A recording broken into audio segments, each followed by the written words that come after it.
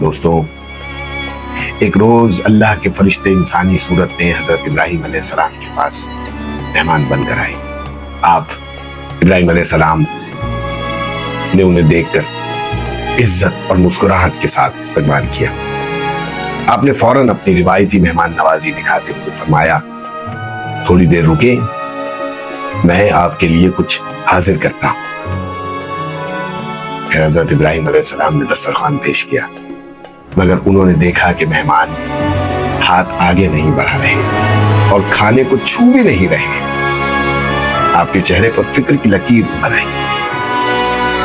دوستوں، اس وقت فرشتے سمجھ گئے کہ خلیل اللہ کے دوست حضرت ابراہیم علیہ السلام کے قلب میں سوال اٹھ چکا ہے۔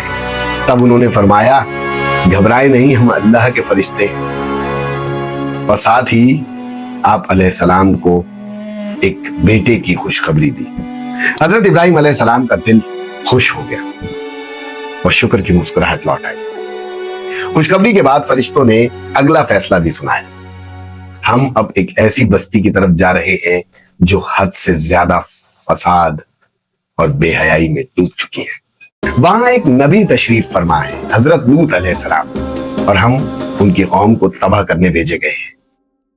دوستوں، حضرت ابراہیم علیہ السلام جو رحم اور شفقت کا سمندر تھے، آپ نے فرشتوں سے سفارش کی کہ شاید کوئی راستہ ہدایت کا ابھی بھی باقی ہو، لیکن اللہ کا فیصلہ آسمان میں لکھا جا چکا تھا۔